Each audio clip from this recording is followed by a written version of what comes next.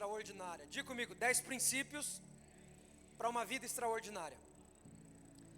E nós já falamos várias vezes, já falamos de vários princípios aqui.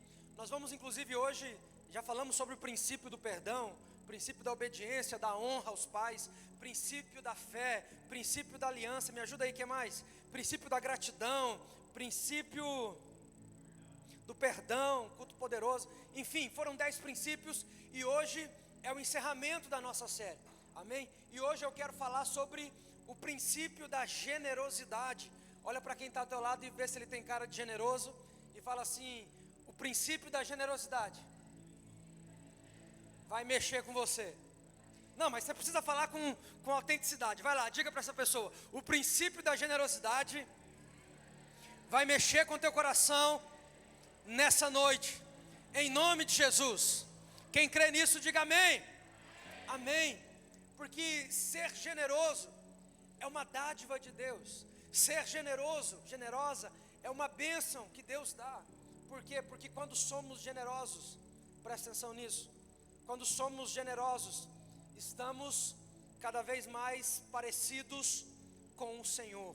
Quanto mais generoso você é, mais parecido com Deus você fica. Vou dizer de novo: quanto mais generoso você se torna, mais parecido com Deus você fica. Diga amém. Porque não existe ninguém mais generoso do que Deus. Não existe ninguém mais generoso do que Deus. E hoje, como eu vou falar sobre o princípio da generosidade, nós vamos deixar para ofertar no final da mensagem, amém? Para não ter duas palavras de oferta, então a gente deixa para o final do culto, porque já que vamos falar de generosidade, a gente deixa para ofertar no final, amém? Todos de acordo? Amém? Então abra sua Bíblia comigo. Só o pessoal de cá gritou. O que está acontecendo com o pessoal de cá, gente? Vocês não vieram para o culto não? O sangue de Jesus tem poder? É o som? Não está ainda aí o som? Eu vou falar de novo, vamos lá. Abra sua Bíblia comigo. Começa assim, ó, e vai lá no canto. É uma onda, é uma ola. Provérbios 11, 25. Aleluia. Provérbios 11, 25. Quem encontrou diz amém. Quem vai ler no telão diz aleluia. Aleluia. Diz assim: o generoso prosperará. Qual é a bênção para quem é generoso? Prosperidade. O generoso prosperará. Então existe uma bênção que é liberada sobre as pessoas que são generosas. E que bênção é essa? Essa pessoa vai prosperar. E nós já falamos aqui, entendemos que prosperidade não se trata apenas de dinheiro. Prosperidade é você ir bem em todas as áreas da sua vida. Diga comigo, prosperidade é ir bem em todas as áreas da vida. Isso é prosperidade. Amém? O generoso prosperará. Quem dá alívio aos outros, alívio receberá. Então nessa noite nós encerramos essa série de mensagens. Foram 10 ministrações sobre princípios poderosos. Nós encerramos com essa mensagem: o poder da generosidade. Amém? A definição de generosidade, de generoso, é o seguinte: pessoa de boa linhagem, ilustre, nobre, dotado de caráter e sentimentos nobres. Por isso que quanto mais generosos somos, mais parecidos com Deus nos tornamos. Olha aqui para mim. O objetivo de Deus é fazer com que você seja generoso, para que você seja cada vez mais parecido com Ele. Porque quanto mais generoso você se tornar, mais parecido com Deus você vai ficar. Porque Deus é um Deus doador, Deus é um Deus abençoador, Deus é um Deus generoso. Não existe ninguém mais generoso do que Deus. Deus deu o seu único filho para que eu e você não fôssemos condenados eternamente. Sabe o nome disso? O que é? Amor expresso em generosidade. Amor que foi expresso através de uma generosidade para mim e para você. Quem está entendendo diz amém. Provérbios 22:9 vai dizer assim: o generoso será abençoado, porque reparte o seu pão com os pobres. O generoso é abençoado porque reparte. Olha para quem está ao teu lado, dá um sorriso para essa pessoa e diga assim: Deus te chamou para repartir. Olha para o irmão do outro lado para ele não ficar com ciúme e fala para ele: Deus te chamou para repartir.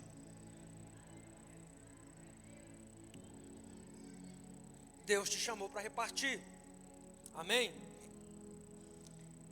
E em cima disso eu quero falar com vocês 4 princípios, bem rapidinho, sobre generosidade. Na verdade é uma história da Bíblia, onde essa mulher expressa generosidade. E eu quero pontuar aqui 4 coisas das quais me chamaram a atenção. Então vai lá comigo agora para 2 Reis, capítulo 4, a partir do versículo 8. 2 Reis, capítulo 4, a partir do verso 8.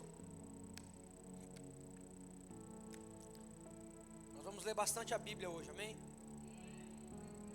Vou falar de novo. Nós vamos ler bastante a Bíblia hoje, amém?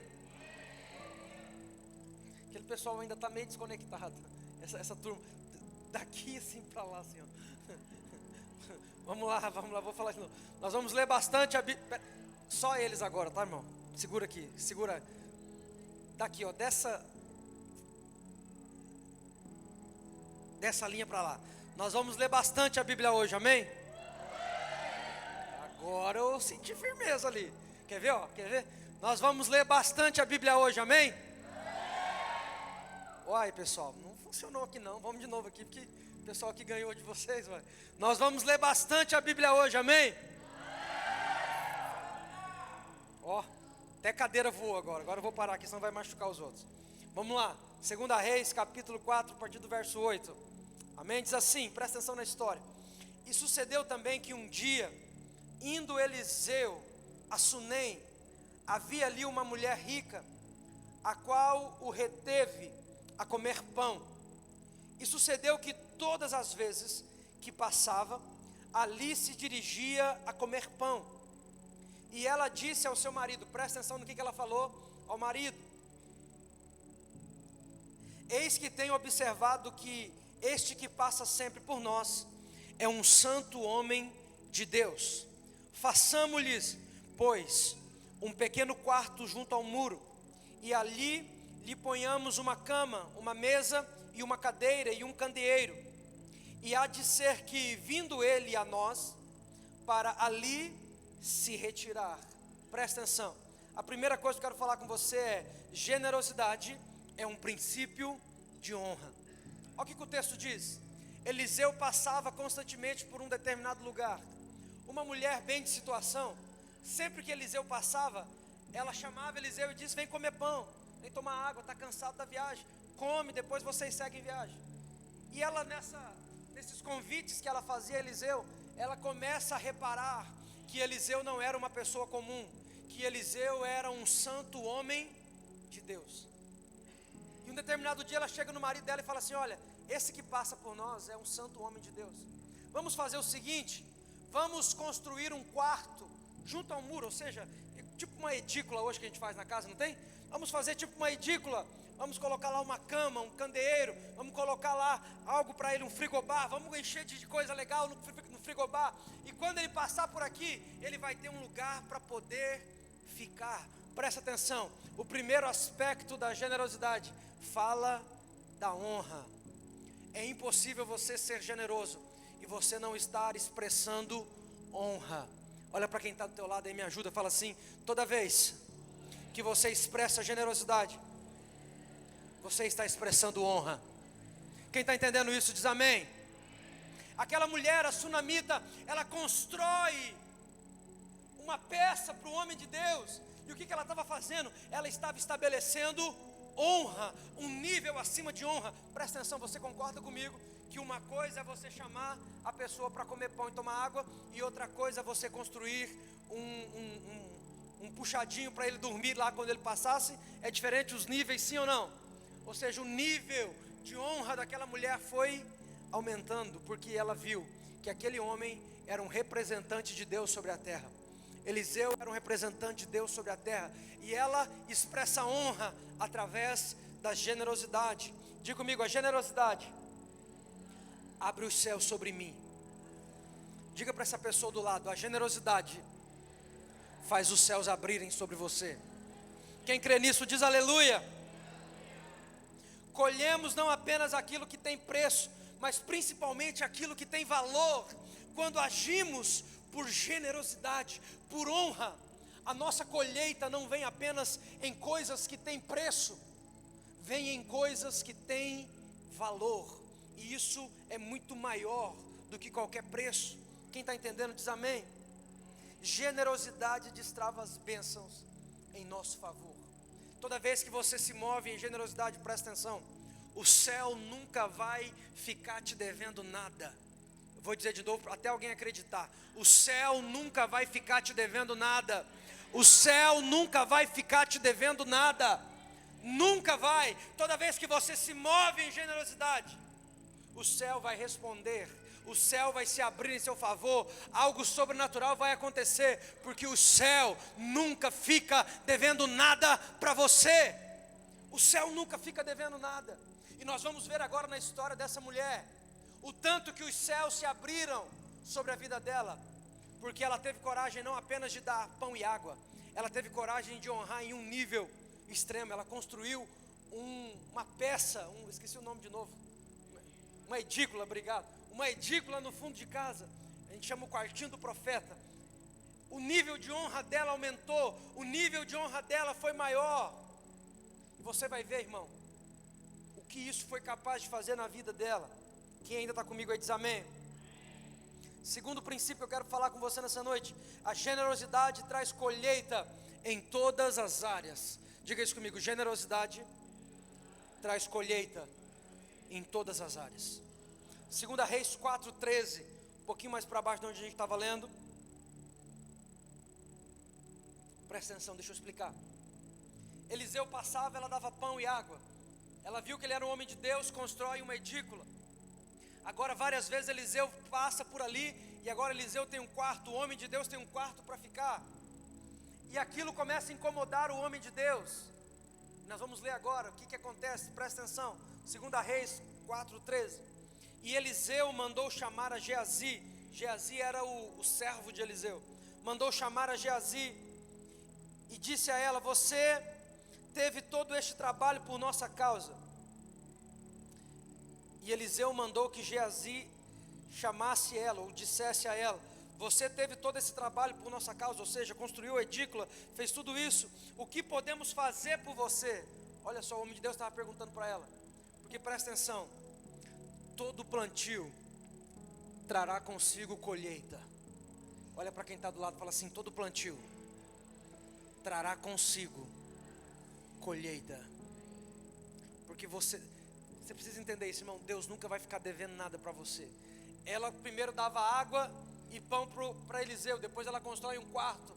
Eliseu está no quarto, Eliseu era homem de Deus. Eliseu manda chamar ela e diz assim: olha, você teve todo esse trabalho conosco, o que a gente pode fazer por você? Vamos continuar a leitura. Você teve todo esse trabalho por nossa causa, o que podemos fazer por você? Quer que eu interceda junto ao rei, junto ao comandante do exército? E ela respondeu: estou bem entre a minha própria gente. Mais tarde Eliseu perguntou a Geazi: o que se pode fazer por ela? Ele respondeu: bem, ela não tem filhos, e o seu marido é idoso. Então Eliseu mandou chamá-la de novo. Presta atenção para você ver o que a generosidade, o nível de colheita que a generosidade pode levar. Versículo 15. Então Eliseu mandou chamá-la de novo, e Geazi a chamou, e ela veio até a porta. E ele disse: por volta desta época, no ano que vem, você estará com um filho nos braços. Ela contestou: não, meu senhor, não iludas a tua serva, ó homem de Deus.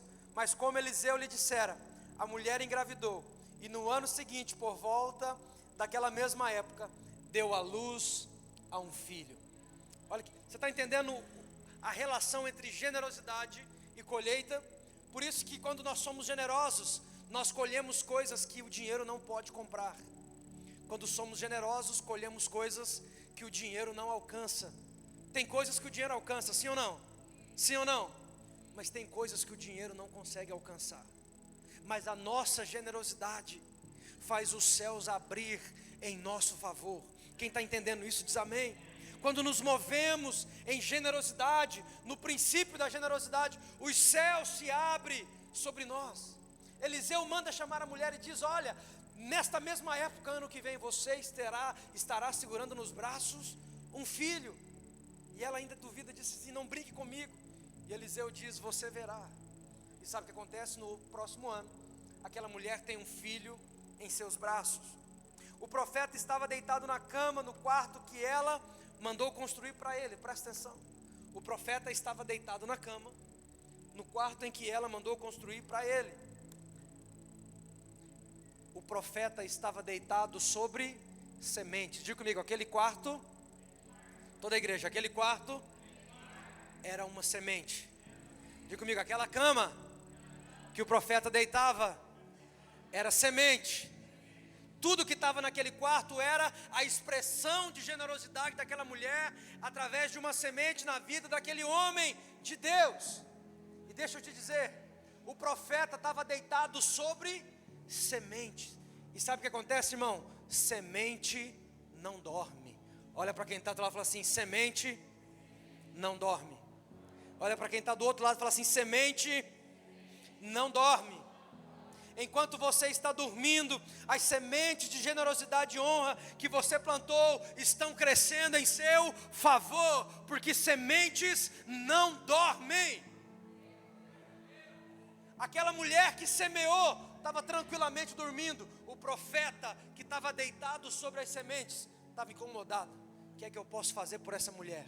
O que é que eu posso fazer para retribuí-la? O que é que eu posso fazer para trazer graça sobre ela? Por quê, queridos? Porque semente não dorme. Uma vez que você expressa generosidade, uma vez que você se move em generosidade, as suas sementes jamais dormirão. Diga comigo, semente não dorme, elas morrem. E quando elas morrem, o fruto acontece, o fruto nasce, o fruto chega. Não é em vão as expressões de generosidade que temos diante do Senhor. Não é em vão as expressões de generosidade que temos ao Senhor. Talvez você está lá semeando, você está lá honrando, você está lá expressando generosidade, e você não tem visto absolutamente nada acontecer. Presta atenção aqui que Deus, acho que Deus está falando com alguém. Talvez você está semeando, você está plantando, você não tem visto nada acontecer. Presta atenção, pega essa chave para a sua vida.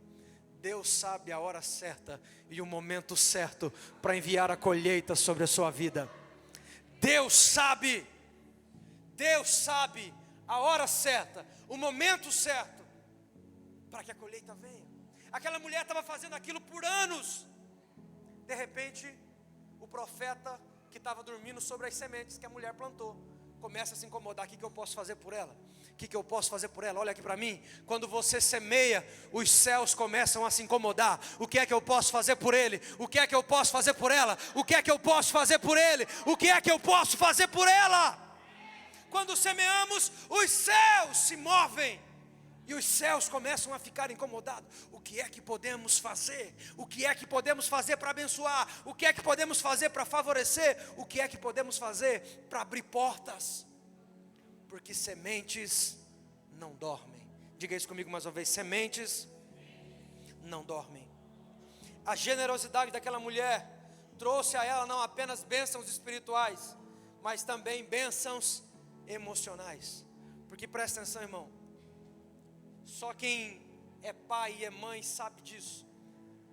A graça que é, o favor que é você poder segurar um filho nos seus braços, e você vê que é seu filho, você vê que é um presente que Deus te deu. Quem sabe do que eu estou falando aqui diz amém. Você vê aquele serzinho tão pequenininho, você fala assim: rapaz, eu faria qualquer coisa, eu daria minha vida, eu faria qualquer coisa. Qual é o valor disso? Qual é o preço disso? Não tem preço. Por isso que a generosidade traz para nós não apenas aquilo que o dinheiro pode comprar. A generosidade traz sobre nós muito além daquilo que o dinheiro pode pagar. Quando agimos em generosidade, quando nos movemos em generosidade, a colheita é em todas as áreas das nossas vidas. Talvez você se move em generosidade e você fique esperando que a colheita venha na área financeira. Presta atenção. E às vezes, irmãos, Deus está mandando colheita lá na saúde. Às vezes Deus está mandando colheita lá no relacionamento seu e da sua esposa. Às vezes Deus está mandando restauração para a sua casa. Às vezes Deus está mandando um ajuste sobre a sua família. Porque a colheita da generosidade vem em todas as áreas das nossas vidas. Me ajuda a pregar aí, fala para esse irmão, fala assim: quando você semeia, você colhe em todas as áreas da sua vida. Quem está entendendo isso diz amém. Em todas as áreas da sua vida. Por isso que generosidade é um princípio que governa a nossa vida. Terceira coisa que eu quero falar com vocês: a generosidade traz vida aonde havia morte. Presta atenção. Aquela mulher construiu o quarto para o profeta. Passou um tempo, o profeta viu que ela não tinha filhos. O profeta ora e ela tem filho. E depois que o filho cresce um pouco, esse filho morre. E presta atenção, para você entender o poder da generosidade, até onde a generosidade alcança. Terceiro, generosidade traz vida onde havia morte. 2 Reis 4:18. O menino cresceu e certo dia foi encontrar o seu pai, que estavam com os ceifeiros. De repente ele começou a chamar o pai, gritando: ai minha cabeça, ai minha cabeça. Então o pai disse a um servo: leve-o para a mãe dele. O servo o pegou pela mão e o levou à mãe. O menino ficou no colo dela até meio-dia, quando morreu. Ela subiu, presta atenção nisso aqui. Ela subiu ao quarto do homem de Deus, deitou o menino na cama e fechou a porta. Olha que engraçado. O menino morre, em vez de ela levar para o quarto dela, em vez de colocar na sala, ela leva o menino para o quarto do homem de Deus. Porque presta atenção, você precisa entender isso. Aonde existem sementes plantadas, tudo aquilo que está morto precisa voltar a viver. Aonde existem sementes plantadas, tudo aquilo que está morto precisa voltar a viver. Aquela mulher não coloca o filho no quarto dela, ela vai lá no quarto do profeta e ela coloca o filho dela sobre as sementes. Lembra que o quarto que ela construiu era uma semente em favor do profeta? Ou seja, ela coloca o filho dela sobre as sementes. Era como se ela estivesse dizendo para Deus: eu coloco o meu filho que morreu sobre as sementes, porque eu sei que as sementes têm o poder de trazer meu filho de volta. Eu sei que as sementes têm o poder de fazer meu filho voltar à vida. Eu sei que a minha fidelidade, eu sei que o meu agir em honra e em generosidade tem o poder de virar uma chave na vida do meu filho. A Bíblia diz que ela coloca o menino no quarto do profeta e vai em direção ao profeta. Olha a leitura, versículo 32. Ela vai até o profeta, chama ele. Quando Eliseu chegou a casa, lá estava o menino morto, estendido na cama. Ele entrou, fechou a porta e orou ao Senhor. Então deitou-se sobre o menino, boca com boca, olhos com olhos, mãos com mãos. Enquanto se debruçava sobre ele, o corpo do menino foi aquecendo. Eliseu levantou-se e começou a andar pelo quarto. Depois subiu na cama e debruçou mais uma vez sobre o menino. O menino espirrou 7 vezes e abriu os olhos. Eliseu chamou a Geazi e mandou chamar a sunamita, e ele lhe obedeceu. Quando ela chegou, Eliseu disse: pegue o seu filho. Lembra que eu falei agora há pouco? Às vezes você está semeando e você não está vendo colheita. Deus sabe o momento certo de enviar as colheitas para a sua vida. Talvez você está tentando se antecipar, e deixa eu te dizer, irmão, tem horas que você precisa esperar aquilo que Deus quer fazer. Tem horas que você precisa ser paciente com aquilo que Deus está fazendo, com aquilo que Deus está trabalhando. Ela coloca o menino sobre as sementes e vai chamar o profeta. O profeta vem e ora ao Senhor. Com toda certeza, irmão, na oração do profeta, com certeza se fez menção da generosidade dessa mulher. Tem uma outra versão que diz assim, que Eliseu orando diz: ó Senhor, porque o Senhor aflige essa mulher tão generosa. Eliseu faz menção da generosidade daquela mulher. Porque presta atenção, irmão, a nossa generosidade, eu já falei sobre isso aqui, ela fica como um memorial diante de Deus. Aquilo que nós ofertamos fisicamente fica na terra, mas aquilo sobe como um aroma suave diante do Senhor e é colocado como um memorial diante de Deus. Olha para quem está ao teu lado e fala assim: as suas ofertas se tornam memorial diante de Deus. A Bíblia diz isso, que as ofertas de Cornélio subiram e se tornaram um memorial diante de Deus. Sabe o que isso significa, irmão? Que existem momentos que precisamos de colheitas em determinadas áreas da nossa vida. E esse memorial, para que serve um memorial? Me ajuda aí, gente, para que serve um memorial? Para ser lembrado. Olha que interessante. Um memorial diante de Deus. Ou seja, algo para lembrar Deus da generosidade de algumas pessoas. A generosidade de oferta, a generosidade de Cornélio se tornou um memorial. A pergunta é: a sua generosidade tem se tornado um memorial diante de Deus? Como está a sua generosidade? Como está o seu nível de generosidade? Porque presta atenção, às vezes nós dizemos amar o reino de Deus, às vezes nós dizemos que nós faríamos tudo pelo reino de Deus e pelo Senhor, e parece que a gente chama Jesus para governar todas as áreas da nossa vida, menos a área financeira. Parece que a área financeira a gente fala assim: Jesus, o Senhor não é economista, o Senhor não entende bem de dinheiro, o Senhor está aí no céu, faz o seguinte, controla as outras áreas da minha vida. A parte financeira, Jesus, deixa que eu resolvo, deixa que eu dou conta, deixa que eu organizo. Deixa eu te dizer, irmão, ou Jesus controla tudo, ou Ele não controla nada.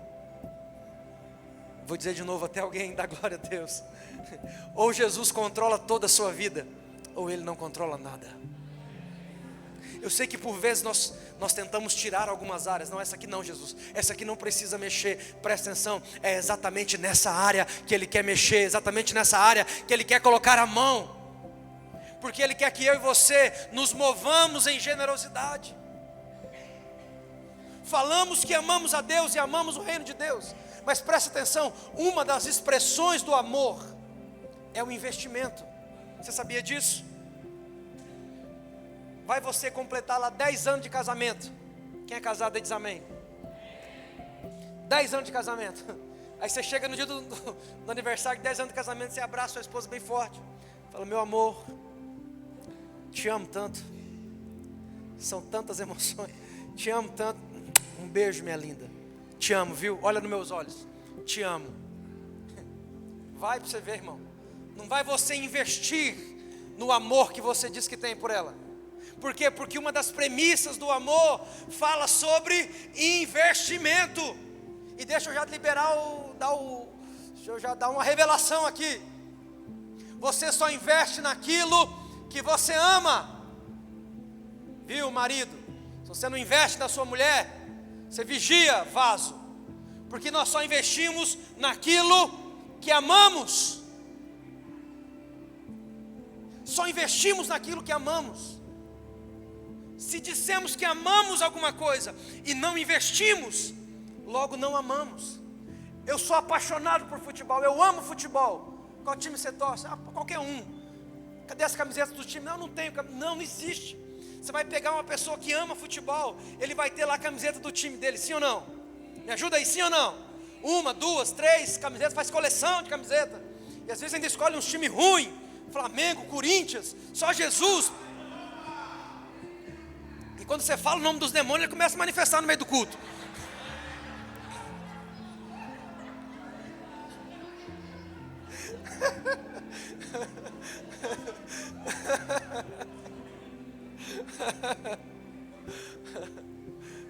Cada um que se vira com o seu time. Porque aquilo que você ama, você investe. E está certo. Porque se você ama, você investe. Agora, como que você diz? Deixa eu perguntar aqui, quem ama a Deus de verdade, não seja falso não, eu amo a Deus, levanta a mão aí, deixa eu ver, chacoalha assim para o céu ver.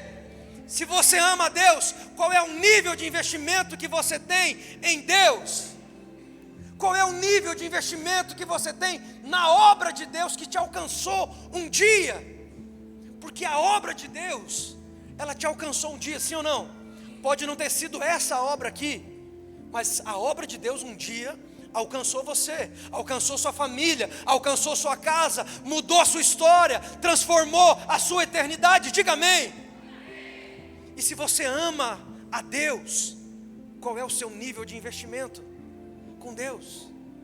Tem gente que diz que ama a Deus e não consegue dizimar. Minha cabeça entra em parafuso. Ah, pastor, é obrigado a dizimar? Não, você não é obrigado, eu só não consigo entender. Como que eu amo a Deus e não obedeço a Deus? Não faz sentido. E como que eu amo a Deus e eu não invisto naquilo que eu amo? Quem está me entendendo diz amém. E essa mensagem não é para constranger você, não é para nada disso. O pessoal que está nos visitando, por favor, fique em paz. A gente nunca fala sobre isso aqui, nunca a gente pega um culto inteiro para falar sobre generosidade, amém? Eu desafio você a encontrar um culto para trás, que a gente falou disso na mensagem do culto. A gente fala ali no momento antes do ofertório, ali 5 minutinhos, mas faz muito tempo que não fala de um culto sobre isso. Então o pessoal que está nos visitando aí, nos perdoe hoje, amém pessoal?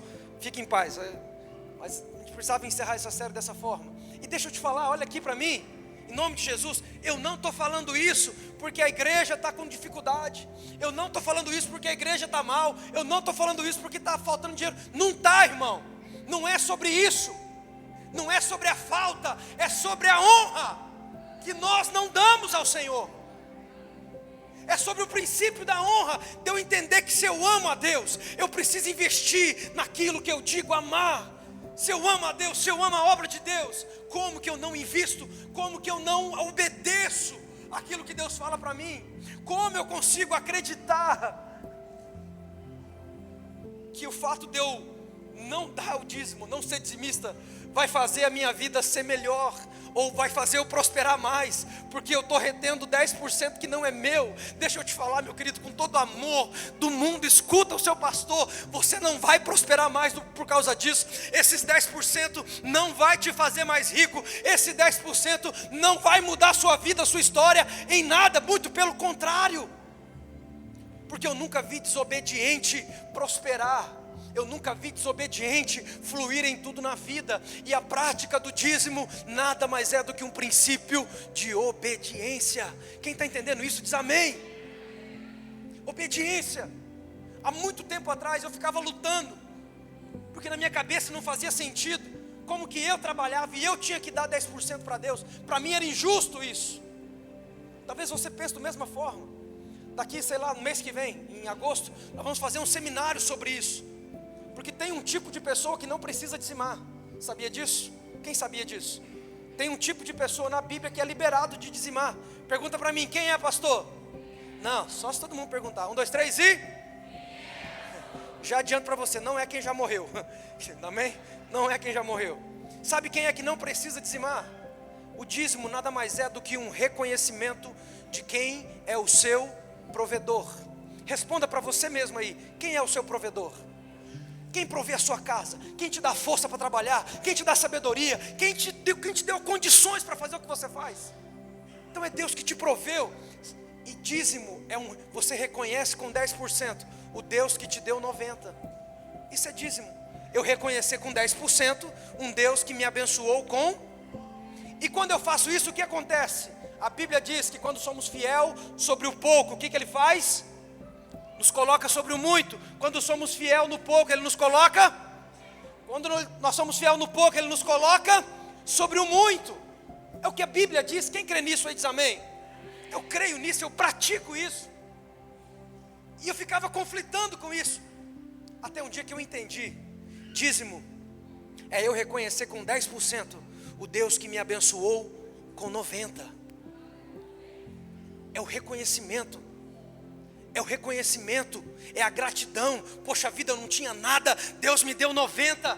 Agora imagina, irmão, imagina, Você está lá na sua casa e passando necessidade, luz cortada, água cortada, sem coisas para comer. Aí eu vou lá na sua casa, pago a sua luz, pago a sua água, vou lá no mercado, faço uma compra para você, aquela comprona boa mesmo assim, de pôr um monte de coisa, Coca-Cola e tudo mais na geladeira, fica cheio. Aí na hora que eu estou saindo para ir embora, você coloca uma faca no meu pescoço e fala assim: pastor, passa o celular, passa a carteira, passa o dinheiro. Seria injusto a pessoa roubar quem está te abençoando, sim ou não? Eu acho que um ser humano que faz um trem desse é terrível, sim ou não? Imagina, a pessoa você estava passando necessidade, a pessoa foi lá levar alimento para você, você colocou uma faca nela e roubou ainda o celular e as coisas dela.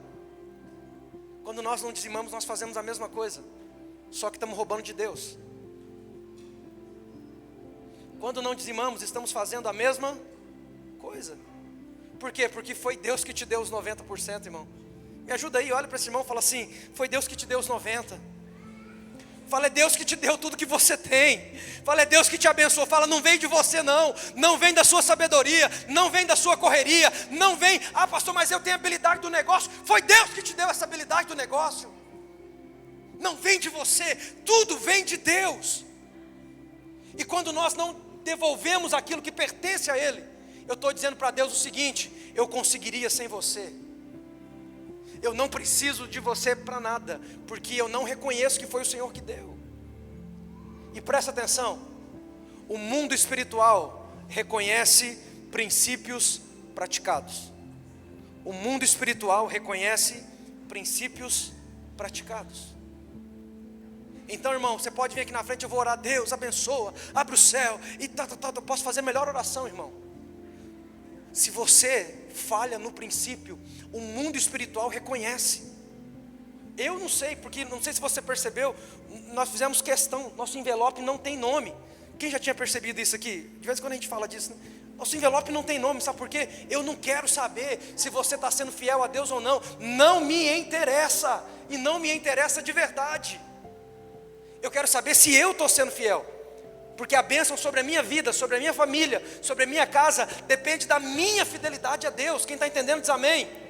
Então quando a gente foi fazer, foi um direcionamento de Deus: não põe nome, não põe lugar para a pessoa colocar o valor, porque a gente não quer saber, irmão. Isso aqui é algo do seu coração, com o Deus que você serve, e só você e o seu Deus sabe disso, e ponto final. Deus não colocou ninguém para ficar de fiscal, de dízimo um do outro, não.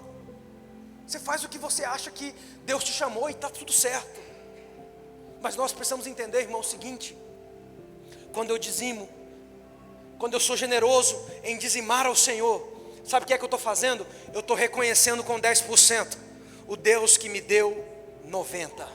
E a minha Bíblia diz que quando nós somos fiel sobre o pouco, Ele nos coloca sobre o muito. E quando somos fiel de novo, Ele nos coloca em um muito maior. Quando somos fiel de novo, Ele nos coloca em um muito ainda maior. Esse é o Deus que nós servimos. Esse é o Deus que nós servimos. Diga comigo: generosidade. Eu só invisto naquilo que eu amo. Você só investe naquilo que você ama. Você nunca vai investir em algo que você não ama. Nunca, nunca. E se você ama Deus, se você ama o reino de Deus, você precisa externar esse amor através dos investimentos que você faz em Deus e na obra de Deus. Quem está entendendo isso diz aleluia. Aleluia. Irmão, nem tinha nada disso aqui no esboço, eu acabei. Vamos voltar aqui. Quem está comigo ainda diz amém. Ela colocou o menino sobre as sementes. Aonde existe generosidade, a morte não pode habitar. Aonde existe generosidade, a morte não pode habitar, a miséria não pode habitar, a dor não pode habitar. Aonde existe generosidade.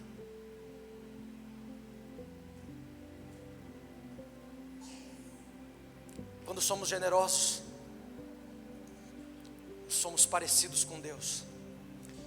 Porque é uma bênção a gente ver que os nossos filhos se parecem conosco, amém?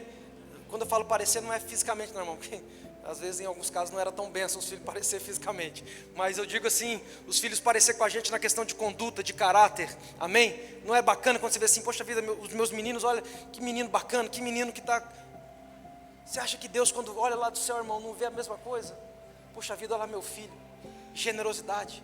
Olha lá meu filho generoso. Olha lá minha filha generosa. Se parece comigo. Porque você nunca vai vencer Deus na generosidade. Toda vez que você dá um passo, Deus dá 2. Toda vez que você dá 2, Deus dá 4. Toda vez que você dá 4, Deus dá 8. Você nunca vai vencer Deus na generosidade. Nunca. Olha para quem está do lado e fala assim: você nunca vai vencer Deus na generosidade.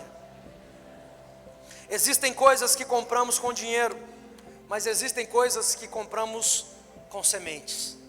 Eu falei disso no ofertório, acho que domingo passado, retrasado. Existem coisas que a gente compra com dinheiro, sim ou não? Mas existem coisas que a gente compra com semente.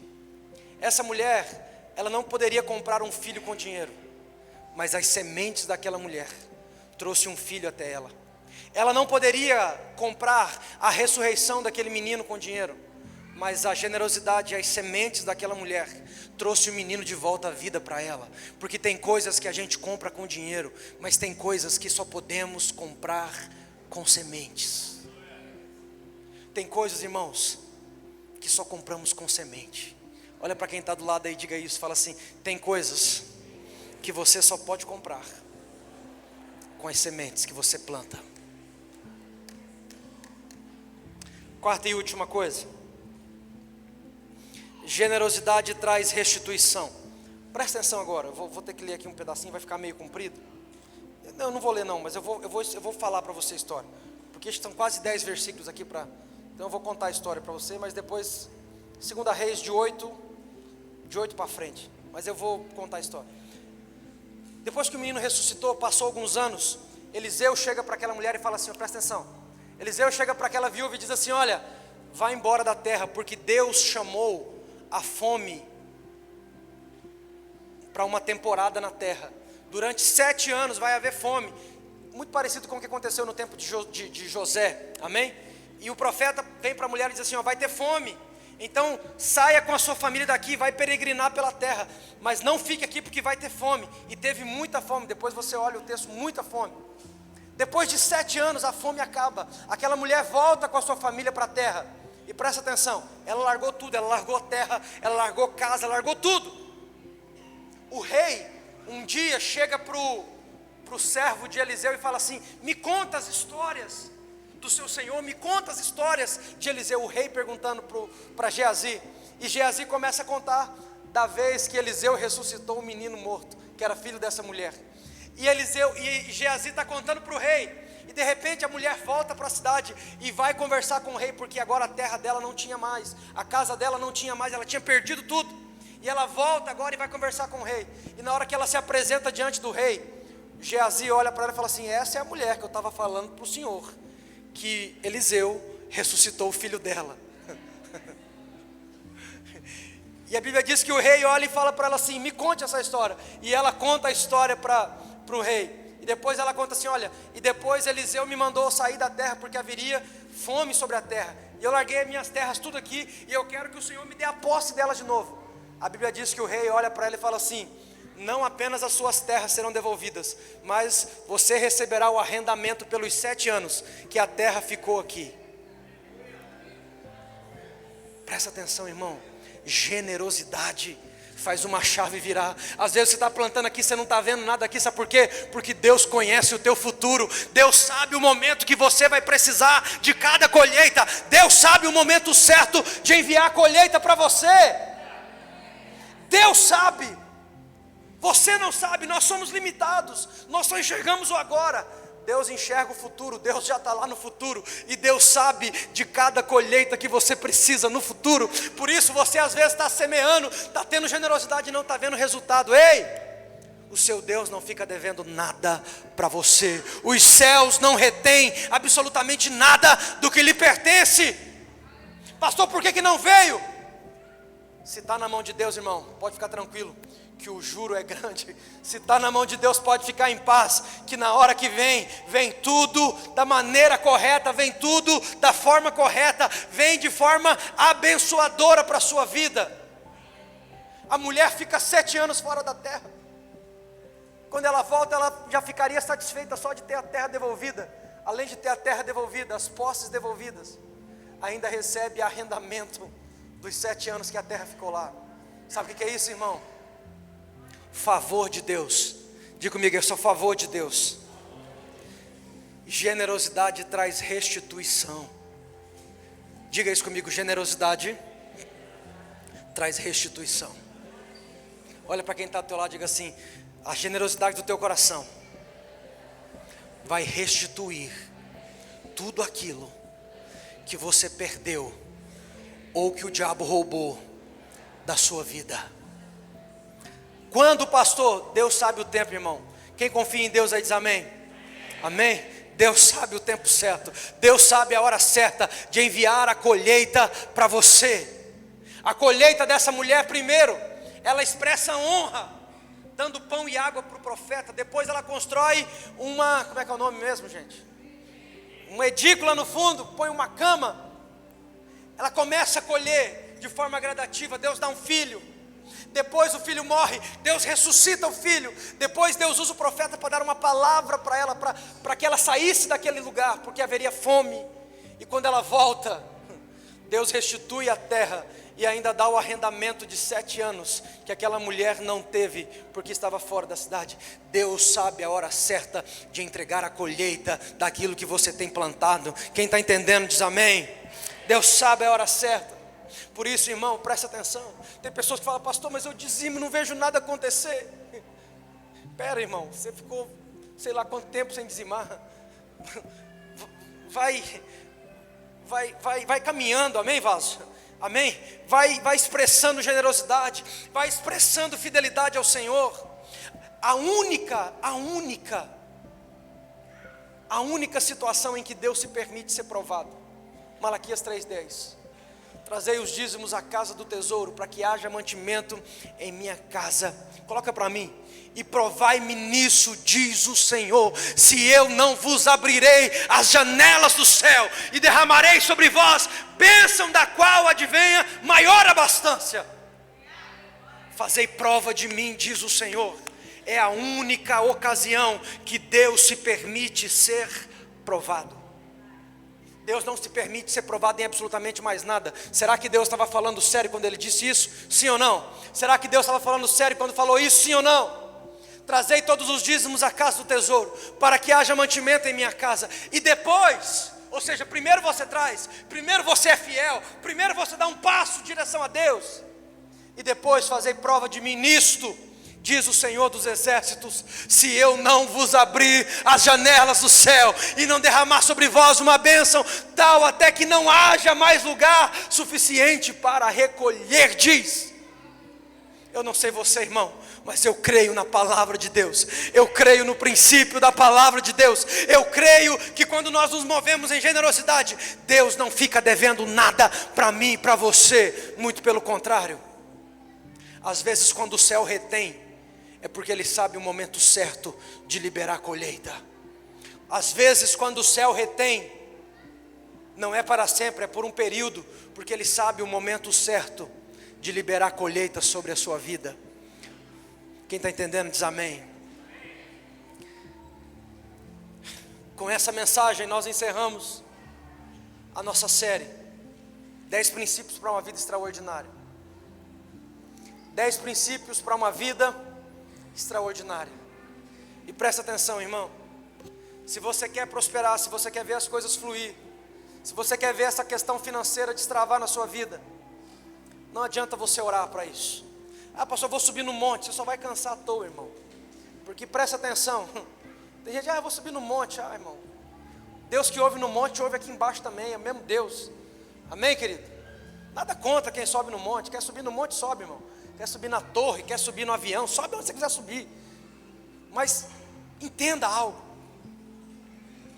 Entenda algo de verdade. Quando nós nos movemos em generosidade, é como se nós tivéssemos lançado sementes. E às vezes, presta atenção, você foi lá e lança semente, e às vezes alguma coisa dá errada, sim ou não? Me ajuda aí, sim ou não? Mas quando você tem sementes lançadas, deu errado com a sunamita, sabe o que aconteceu? O filho morreu. O filho morrer é uma coisa que dá errada, sim ou não? É uma coisa que dá muito errada. Muito, muito. Talvez a pior coisa que poderia dar errado é um filho morrer. Mas sabe o que aquela mulher tinha? Ela tinha sementes lançadas. E quando nós temos sementes lançadas, ainda que não veio a colheita no total que ela tem que vir, você descansa o coração, sabe por quê? Você sabe, existe um memorial diante de Deus com as sementes que eu plantei. Está anotado diante de Deus. Eu não fiz para homem, eu não fiz para a igreja, eu não fiz para a denominação A, B ou C. Eu fiz para o Deus que eu sirvo. E diante de Deus tem um memorial anotado com o meu nome. E com a generosidade do meu coração. Deus quer levantar pessoas generosas. Porque presta atenção, irmão. Uma das promessas de Deus é que nós comeríamos o melhor dessa terra.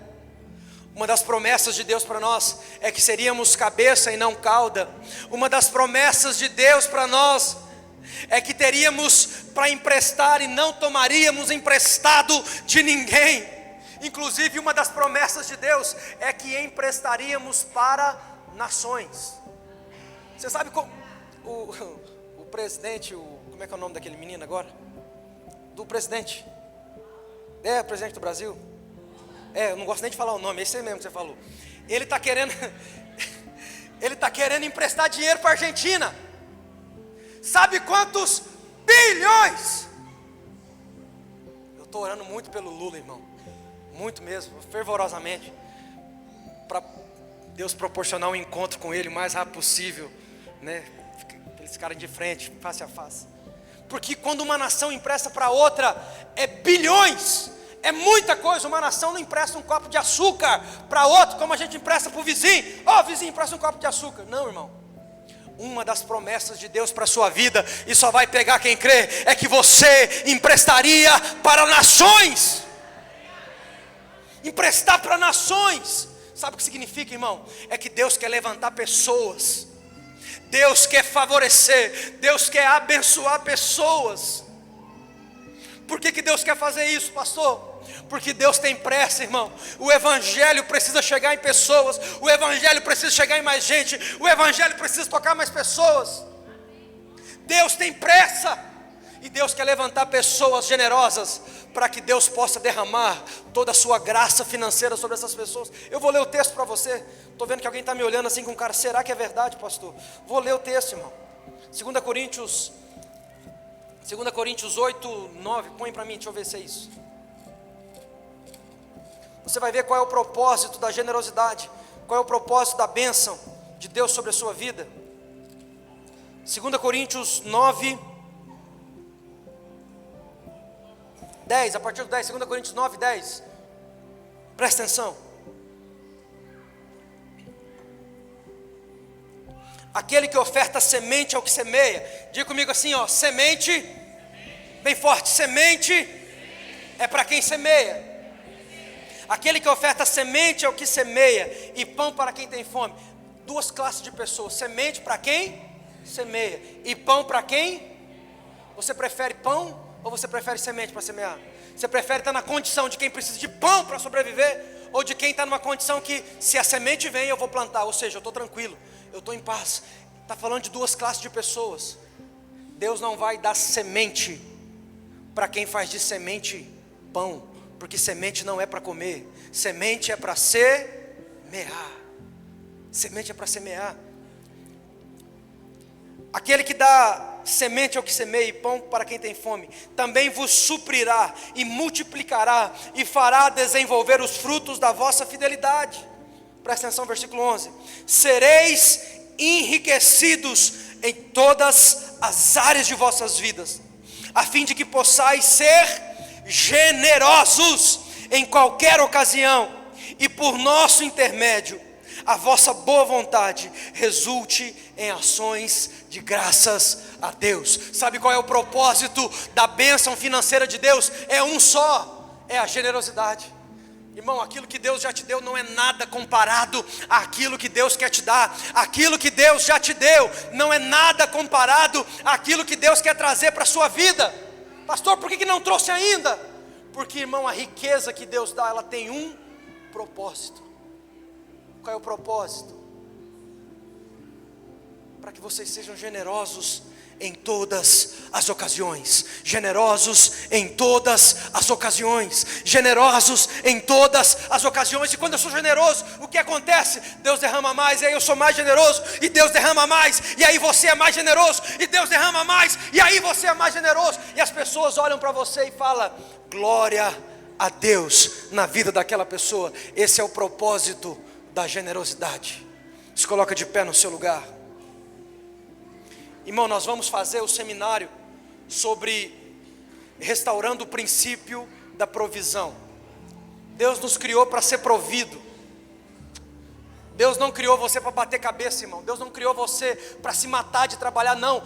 Se matar de trabalhar foi a maldição que Deus lançou sobre o homem. A bênção de Deus era que o homem colhesse dentro do jardim aquilo que Deus plantou. E em agosto nós vamos fazer esse seminário. Eu já fiz, acho que há 2 anos atrás na igreja, se não me engano, restaurando o princípio da provisão, aonde nós vamos explicar absolutamente tudo sobre isso. Num culto não dá tempo da gente falar tudo, amém, querido? Quando a gente falar sobre o seminário, por favor, faça. Não vai ter inscrição, não vai ter nada, faça, para trazer conhecimento, para libertar você, em nome de Jesus, para que você possa fluir em tudo aquilo que Deus te chamou para viver sobre a terra. Quem está entendendo aí diz amém. Amém, queridos?